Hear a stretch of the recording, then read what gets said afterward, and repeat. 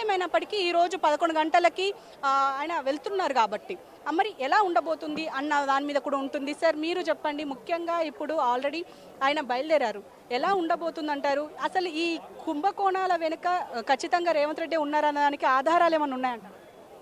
ప్రతి విషయాన్ని రేవంత్ రెడ్డి గారు ఆయన చెప్పకుండా ఏం జరగదు. రాష్ట్రంలో ముఖ్యమంత్రిగా ఉండి ఎప్పుడే కానీ డైవర్ట్ పాలిటిక్స్ చేస్తున్నాడు. ఆయన డైవర్షన్ చేయాలి, పబ్లిక్లో ఏదో ఒక ఇష్యూ తీసుకురావాలి. ఇప్పుడు ఫోన్ ట్యాపింగ్ విషయం అనేది 2 సంవత్సరాల నుంచి లాక్కుంటూ దాన్ని ఒక వెనకటి కాలంలో మనం చూస్తుంటుండేది కొన్ని సీరియల్స్. ఆ సీరియల్ లాగా ప్రతి వారం సీరియల్ లాగా ఒక్కొక్క వారానికి ఒక్కొక్కరిని అరెస్ట్ చేస్తున్నట్టు, ఏదో అరెస్ట్ చేస్తామన్నట్టు, ఏదో సిట్ వాళ్ళు పిలుస్తున్నారు అన్నట్టు దీన్ని ఒక ఎలిగేషన్, ఒక పెద్ద ఇష్యూ చేస్తున్నారు తప్ప ఏమీ లేదు.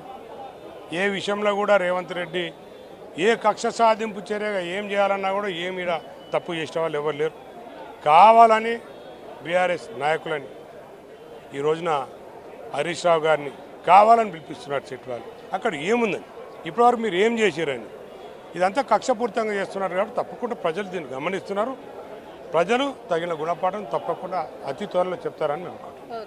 అంటే చూస్తున్నారు కదా, అంటే ఈ కుంభకోణాల చేస్తున్నారు కాబట్టే ఇటు కేసుల మీద కేసులు వేస్తున్నారు తప్పితే ముఖ్యంగా ఏదైతే మనం మాట్లాడుకుంటున్న ఈ తెలంగాణలో ఈ సిట్టు విచారణ, ఇదంతా ఈ ఫోన్ ట్యాపింగ్ వ్యవహారం కావచ్చు, ఇవన్నీ బోగసే. అంటే ఖచ్చితంగా ఇది సీరియల్ లాగా చూపిస్తున్నారు తప్పితే ఖచ్చితంగా ఇది ముందుకెళ్ళేది అయితే కాదు అని చెప్పేసి అంటున్నారు. ఎందుకంటే ఒక పక్క కోర్టుల్లో ఇది ఆల్రెడీ విచారణ తీసుకున్నారు, విచారణ అయిన తర్వాత దీన్ని కొట్టివేయడం ఇవన్నీ జరిగాయి. మరి ఇప్పుడు మళ్ళీ ఈ కేసును మళ్ళీ ముందుకు తీసుకురావడం వెనక మాత్రం ఖచ్చితంగా కక్ష సాధింపే అని చెప్తున్నారు. అయితే ఈ కక్ష సాధింపుతోని సీఎం రేవంత్ రెడ్డి అంటే సాధించేది ఏమీ ఉండదు అని మాత్రమే ఇక్కడ బీఆర్ఎస్ వర్గాలు మాత్రం చెప్తున్నాయి. సిరాజ్.